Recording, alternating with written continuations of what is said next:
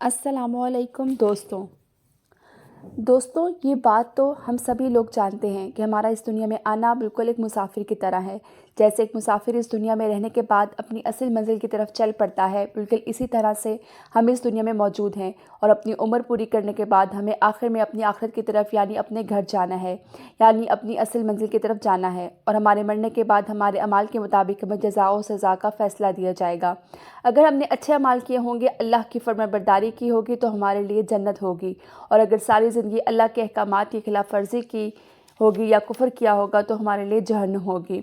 लेकिन आसमान की तरफ या जन्नत और जहन्नम की तरफ ये सफ़र कैसा होगा? और सबसे बड़ी बात कि क्या आप अपने ऐसे प्यारे लोगों से जो दुनिया में हमारे साथ थे, मसलन हमारे माँ बाप, बहन भाई या कोई और रिश्तेदार, ख्वाब जो अब इस दुनिया से जा चुके हैं, क्या कभी हम मरने के बाद उनसे मिल पाएंगे? इन सवालों के जवाब हम इस वीडियो के अंदर इस्लामी रवायात की रोशनी में जानने की कोशिश करेंगे। इस्लामी रवायात से हमें पता चलता है कि जब किसी काफिर की मौत आती है तो डरावनी शक्ल वाले दो फरिश्ते उसके सामने आते हैं। ये एक बहुत ही डरावनी शक्ल में आकर इसकी रूह को कब्ज़ करता है और बहुत ही दर्दनाक अंदाज में। लेकिन इसके बर किसी नेक इंसान की मौत होती है या उसकी रूह को निकाला जाता है तो उसके लिए आसमान से दो नौरानी फरिश्ते उतरते हैं, जो इतने ज़्यादा नौरानी होते हैं कि जैसे सूरज की रोशनी भी उनके सामने मांद पड़ जाए।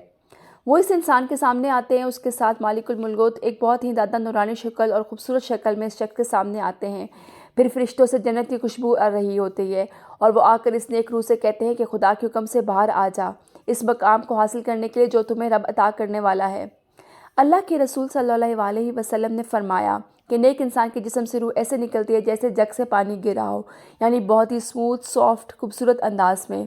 और जाहिर है कि ये मिसाल समझाने के लिए दी गई है। इस नेक इंसान की रूह को कब्ज़ करने के बाद दो नौरानी फरिश्ते उसको आसमानों की तरफ ले जाते हैं। आसमानियों की बुलंदियों पर जाते हुए ये नेक रूह अपने आसपास फरिश्तों की जमात को देखती है। आसमान में मौजूद ये फरिश्ते जन्नती रूह को जाता हुआ देखकर पूछते हैं कि ये किसकी रूह है जो इतने एजाज़ के साथ और इतने खूबसूरत अंदाज के साथ जा रही है। तो नौरानी फरिश्ते जो इस रूह के साथ मौजूद होते हैं वो बताते हैं कि ये फ़लाँ इब्ने फ़लाँ की रूह है। फिर ये रूह पहले आसमान पर पहुंचती है और पहले आसमान के दरवाजे पर पहुंचकर वहां मौजूद फरिश्ते पूछते हैं कि ये कौन है। इन फरिश्तों को बताया जाता है कि ये फ़लाँ इब्ने फ़लाँ की रूह है जो कि जन्नत में जा रही है। अब जन्नत में जाने के लिए पहले आसमान पर यह दरवाज़ा आसमान के पहले दरवाजे पर मौजूद है।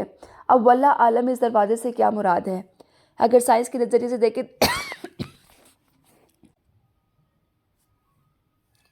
अगर साइंस की रूह से देखें तो ये कोई ब्लैक होल भी हो सकते हैं, जिसके बारे में साइंस कहती है कि ये एक कायनात से दूसरी कायनात तक जाने का रास्ता है, या फिर प्रॉपरली कोई दरवाज़ा। वल्लाह आलम कि इसकी रियलिटी क्या है। लेकिन इसके बाद ये फरिश्ते इस रूह को लेकर दूसरे आसमान पर जाते हैं, वहाँ भी यही प्रोसेस रिपीट होता है। दूसरे आसमान के दरवाजे पर मौजूद फरिश्तों को भी बताया जाता है कि ये फ़लाँ की रूह और जन्नत में जा रही है। उसके बाद होते होते वो रूह सातवें आसमान पर जाती है और उसके बाद फिर जन्नत में। लेकिन अल्लाह के रसूल सल्लल्लाहु अलैहि वसल्लम ने फरमाया कि इस अमल से पहले, यानी कि जन्नत में जाने से पहले, अल्लाह पाक एक बार फिर से इस रूह को हुक्म देता है कि अपने मादी जिस्म में दाखिल हो जा। जब सारे रिश्तेदार उसके मादी जिस्म को दफना कर वापस जा रहे होते हैं तो अल्लाह पाक फिर से इस रूह को उसके मादी जिस्म में दाखिल करते हैं, जिसके बाद दो फरिश्ते मुनकर नकीर हिसाब लेने के लिए उसकी कब्र में आते हैं और उससे 3 सवालात करते हैं। वो सवाल ये हैं, तेरा रब कौन है, तेरा दीन कौन है, इस शख्स के बारे में तुम क्या सोचते हो, यानी कि मोहम्मद सल्लल्लाहु अलैहि वसल्लम के बारे में। अगर कोई मुसलमान रूह है तो वो जवाब देती है कि मेरा रब अल्लाह है, मेरा दीन इस्लाम है और मोहम्मद सल्लल्लाहु अलैहि वसल्लम अल्लाह के आखिरी रसूल है। जबकि काफिर के मुंह से ऐसे कोई अल्फाज नहीं निकलते। जब ये जन्नती रूह इन तीनों सवालों के जवाब दुरुस्त देती है तो उसके लेफ़्ट साइड पर दोज़ख की आग का दरवाज़ा खुलता है और बताया जाता है कि ये वो जहन्नुम है जिसे तुमने खुद से बचा लिया।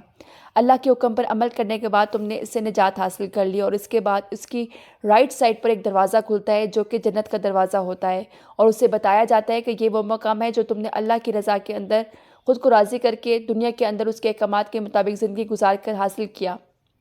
ये आखिरत के अंदर तुम्हारा मकाम है, यानी कि उसे अपना मकाम पहले से ही दिखा दिया जाता है कि वो जन्नत में जाने वाला है या दोज़ख में।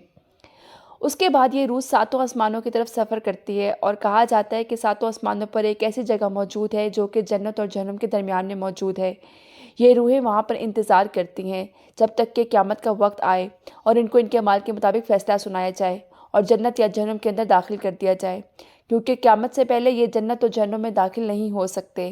وہ سب کے سب وہاں انتظار کر رہے ہیں، لیکن سب سے اہم سوال جو یقیناً ایک نہ ایک بار آپ کے ذہن میں ضرور آیا ہوگا اور آپ اس کا جواب جاننے کے لیے ضرور بے چین ہوئے ہوں گے، خاص طور پر اس وقت جب آپ نے اپنے کسی بہت ہی پیارے کو کھو دیا ہو، کہ کیا مرنے کے بعد جو لوگ اس دنیا میں اپنی طبعی عمر گزار کر جا چکے آپ ان سے مل پائیں گے یا نہیں۔ مثال کے طور پر آپ کے ماں باپ، کیونکہ سب سے زیادہ بے چینی انہی سے ملنے کے لیے ہوتی ہے، اس کے علاوہ آپ کے رشتہ دار، بیوی، بچے یا کوئی بھی قریبی رشتہ دار۔ اگر میں تمام اسلامی روایات کو مد نظر رکھتے ہوئے آپ کو ایک لائن میں جواب دوں تو اس کا جواب ہے کہ ہاں، آپ ضرور مل سکیں گے۔ نہ صرف مل سکیں گے بلکہ وہ لوگ آپ کا انتظار کرتے ہیں، بالکل ایسے ہی جب آپ کا کوئی قریبی رشتہ دار ملک سے باہر موجود ہو اور آپ کئی سال بعد اسے دیکھنے کے منتظر ہوں، اسی طرح سے آپ کے رشتہ دار بھی آپ کے انتظار میں رہتے ہیں کہ آپ مرنے کے بعد ان سے مل سکیں گے۔ لیکن صرف ایک شرط ہے کہ جس شخص سے آپ ملنا چاہتے ہیں وہ جنت میں موجود ہو اور آپ بھی اپنے اعمال کے مطابق جنت میں جائیں۔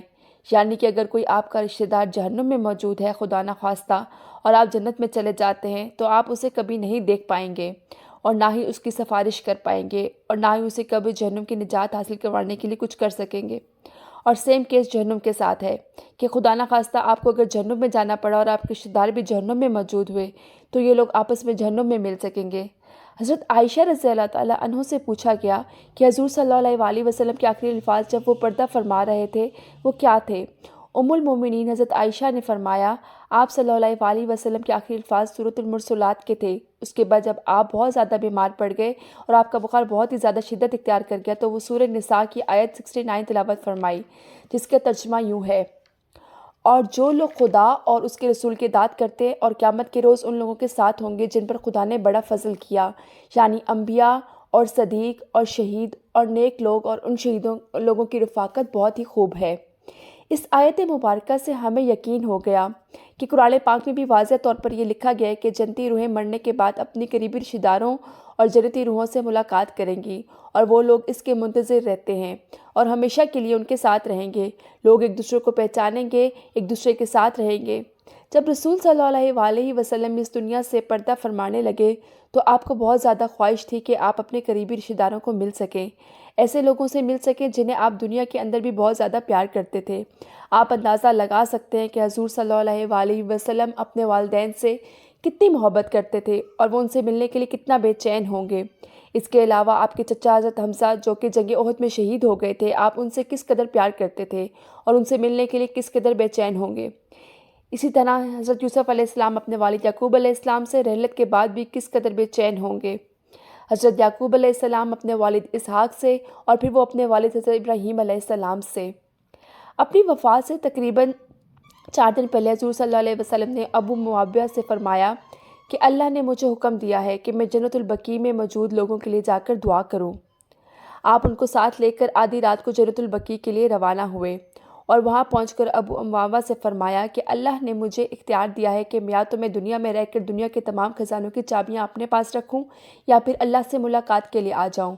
آپ نے یہ سنا تو فرمایا، اے اللہ کے رسول، ہمیں آپ کی ضرورت ہے، آپ ہمارے پاس رہیں، آپ ہمیں چھوڑ کر مت جائیں، کیونکہ آپ نے فرمایا میں پہلے ہی اللہ کی ملاقات کا فیصلہ کر چکا ہوں، یعنی میں نے اللہ کو چن لیا ہے۔ حضور صلی اللہ علیہ وسلم 4 دن بعد پردہ فرما گئے۔ آپ کے بعد وفات پانے والے تمام صحابہ اکرام کی بھی یہی خواہش تھی کہ وہ دنیا کے ساتھ ساتھ جنت میں بھی ہمیشہ آپ کی صحبت اختیار کر سکیں اور پھر سے آپ کا دیدار کر سکیں۔ ان صحابیوں کی وفات کے بعد سے بڑی خواہش یہی تھی کہ ایک بار انہیں پھر سے حضور صلی اللہ علیہ وسلم کا دیدار نصیب ہو۔ آپ نے حضرت فاطمہ سے فرمایا تھا کہ میری وفات کے بعد جو سب سے پہلے نیک روح مجھے ملے گی وہ فاطمہ تم ہوگی، اور بالکل ایسا ہی ہوا، کیونکہ حضور صلی اللہ علیہ وسلم کی وفات کے 6 ماہ بعد ہی حضرت فاطمہ کا انتقال ہو گیا اور انہوں نے اپنے والد سے ملاقات کی۔ حضرت بلال حبشی کی وفات کا وقت قریب آیا تو ان کی بیوی نے فرمایا، آج تو کتنے دکھ کا دن ہے، لیکن حضرت بلال نے فرمایا، میرے لیے تو یہ بہت خوشی کا دن ہے، کیونکہ میں اپنے آقا حضرت محمد صلی اللہ علیہ وسلم سے ملوں گا۔ حضرت عثمان رضی اللہ تعالیٰ عنہ کو ان کی وفات سے پہلے ان کے گھر کا محاصرہ کر کے انہیں قید کر دیا گیا، ان کا کھانا پینا بند کر دیا گیا۔ آپ روزے کی حالت میں تھے، اسی رات آپ کو خواب کے اندر حضور صلی اللہ علیہ وسلم کی زیارت نصیب ہوئی۔ انہوں نے حضرت عثمان سے فرمایا، اے عثمان، ان لوگوں نے تمہیں کھانے پینے سے باز رکھا ہوا ہے، کیا تم پر کھانا پینا بند کر دیا ہے؟ حضرت عثمان نے فرمایا، جی میرے آقا۔ آپ صلی اللہ علیہ وسلم نے فرمایا، اے عثمان، فکر مت کرو، کیونکہ یہ روزہ تم ہمارے ساتھ افطار کرو گے۔ اس سے یہ ظاہر ہوا کہ نیک روحیں آپ کے بارے میں سب جانتی ہیں، اور نہ صرف جانتی ہیں بلکہ آپ کے انتظار میں ہوتی ہیں، اور مرنے کے بعد ہر جنتی روح ایک دوسرے سے ملاقات کرے گی۔ نہ صرف جنتی روحوں سے ملاقات کرے گی بلکہ اللہ کے رسول محمد صلی اللہ علیہ وسلم سے بھی ملاقات کریں گی، کیونکہ جنت کے اندر جتنے لوگ موجود ہیں آپ ان کو مل سکیں گے، لیکن اس کے لیے شرط ہے کہ ہمیں جنت میں جانا پڑے گا، اور جنت میں جانے کی سب سے بڑی کنجی ہے اللہ کے احکامات کے مطابق زندگی گزاریں۔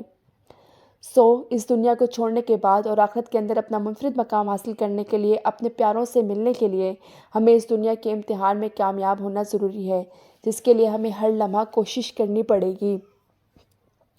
امید ہے کہ آپ کو آج کے اس ویڈیو سے بہت کچھ سننے کو جاننے کو ملا ہوگا۔ اگر آپ کو میری ویڈیو اچھی لگی ہے تو میرے چینل کو لائک کریں، سبسکرائب کریں اور شیئر کریں۔